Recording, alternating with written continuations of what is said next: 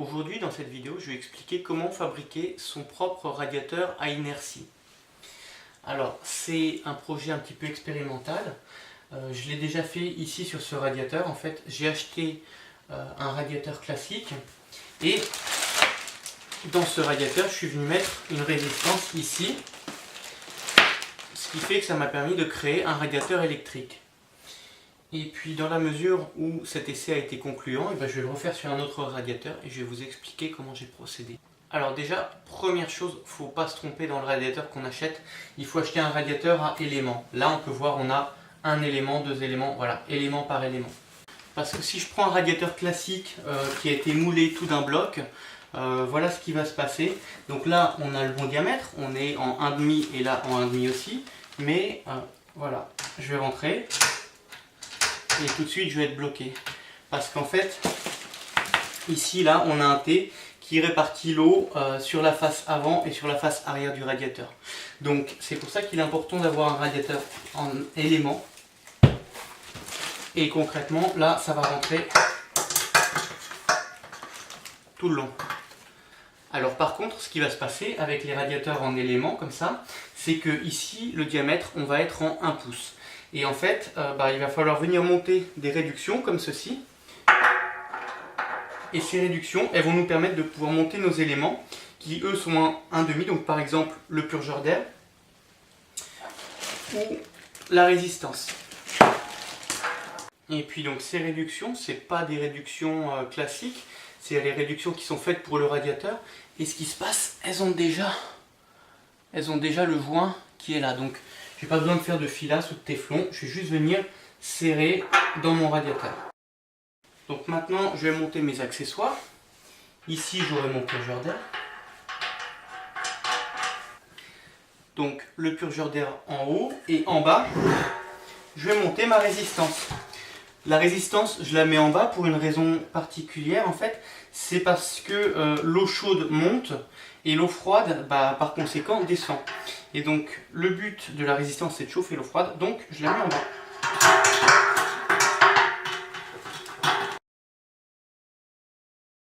Et voilà, et ce qui fait que là maintenant j'ai construit mon radiateur à inertie. Il me reste encore à équiper l'autre côté. Alors normalement voici comment je procéderai. Je mettrai en bas un T de réglage et en haut un bouchon.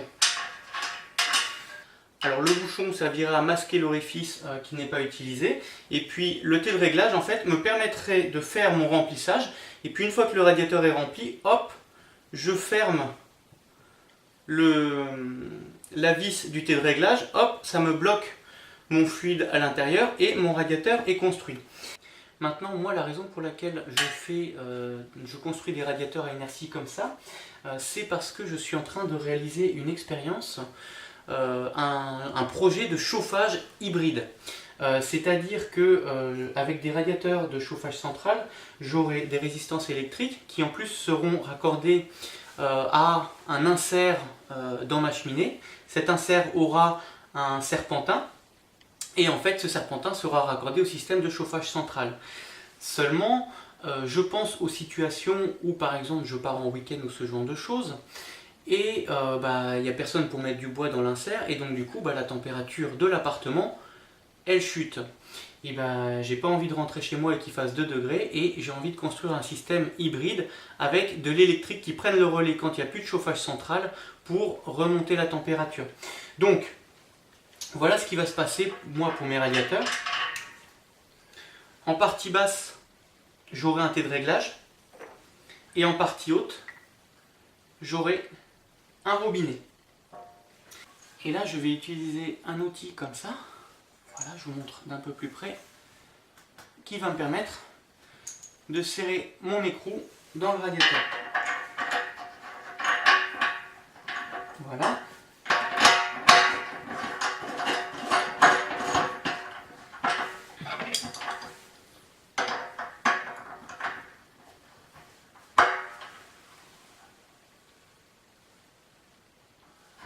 Voilà.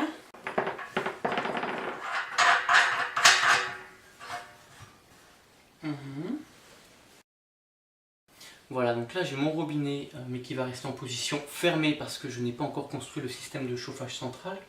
Et je vais mettre du fluide dedans et je ne veux pas que celui-ci s'échappe. Et puis, en partie basse, je vais venir mettre mon thé. Alors ici, pour bloquer le robinet et empêcher qu'il puisse être ouvert, j'ai fait sauter le petit capot du robinet. Et ici, si on regarde, on a un petit clou. Et en fait, ce petit clou, il peut être enlevé. Voilà, donc juste avec un petit coup de pince. Voilà. Donc ce petit clou là, il peut être enlevé puis mis à une certaine position, ce qui permet de bloquer ou limiter l'ouverture du robinet. Bon, alors moi je le mets dans le clou, dans le point 0, de manière à ce que le robinet soit fermé. Alors maintenant, pour ce qui est du remplissage, je vais mettre de l'eau dedans. Et bon, alors si j'avais pas la caméra, je l'aurais fait avec ma pompe à épreuve. Mais dans la mesure où je me dis que tout le monde n'a pas ce genre de matériel à la maison, et ben voilà comment je vais procéder pour effectuer mon remplissage. Donc déjà, je vais prendre une vanne de pied de colonne, un manomètre. Et alors, les vannes de pied de colonne, on les appelle comme ça parce qu'en fait, elles ont un petit trou de chaque côté. Et ce petit trou, il permet de venir mettre une petite vidange qui permet de vider une colonne d'un immeuble par exemple. Et puis de l'autre côté, on met un petit bouchon. Bon. Et il s'avère que ce filetage là, c'est du diamètre 1/4, qui est le diamètre de filetage des manomètres. Donc du coup, elles sont assez pratiques pour pouvoir monter un mano et lire une pression.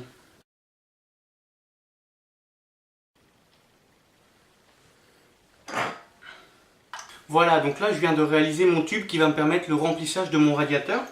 Et j'ai assemblé plusieurs flexibles ensemble, j'ai fait avec ce que j'avais sous la main.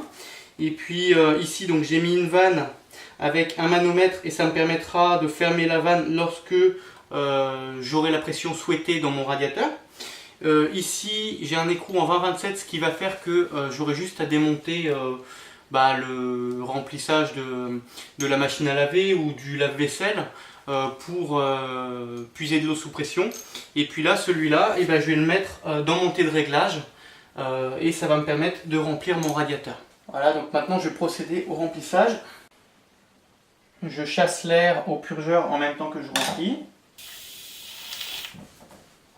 Voilà. Alors maintenant que j'ai chassé tout l'air du radiateur, je vais mettre un petit peu de pression, mais vraiment pas beaucoup. Je vais mettre à peine 0,5 bar de pression. C'est vraiment juste histoire de dire il y a quelque chose. Parce que il y a quand même une petite quantité d'eau dans le radiateur. Et puis il n'y a pas de vase d'expansion ou ce genre de choses pour pouvoir absorber la dilatation. Donc je ne vais pas monter trop en pression non plus. Et je vois pas vraiment l'intérêt. Là, ok. Et maintenant que j'ai ma bonne pression dans le radiateur, le thé de réglage par lequel je me suis rempli, je vais venir le fermer avec un petit coup de clé. Voilà. Et maintenant, je vais débrancher tout ça et puis remettre ma machine à laver. Voilà, donc maintenant mon radiateur il est rempli, je vais avoir plus qu'à le fixer au mur. Et puis là, dans l'étage, j'aurai un radiateur électrique à inertie. Alors maintenant, cela dit, moi dans ma situation, ça a un intérêt parce que c'est un petit peu expérimental. Mais si on regarde en termes de prix, entre acheter un radiateur à inertie du commerce électrique et le fabriquer soi-même, ça vaut pas vraiment le coup. Là, moi, le radiateur, il m'a coûté 90 €. Et puis, la petite résistance, elle m'a coûté 30 €.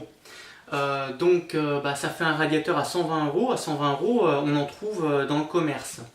Donc c'est pas forcément rentable non plus. Après maintenant aussi le but c'est de partager cette idée pour inspirer peut-être des personnes. Et puis moi là en l'occurrence ce système de chauffage hybride à moitié bois, à moitié électrique, voilà, ça présente un certain intérêt.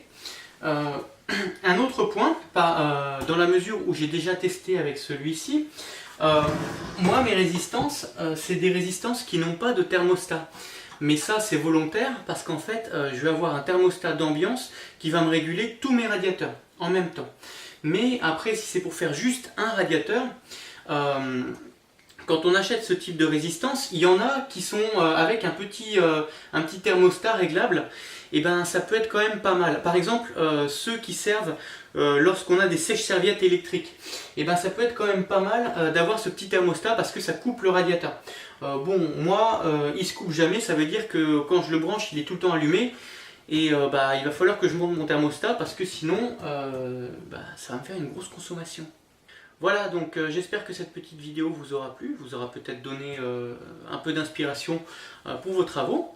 Et puis je vous tiendrai au courant pour ce qui est de l'avancement de ce projet, mais c'est pas prévu pour tout de suite, tout de suite.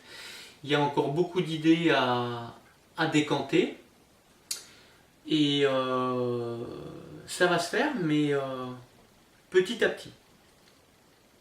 Voilà, donc je vous dis bon courage pour vos travaux, et puis à plus tard. Salut!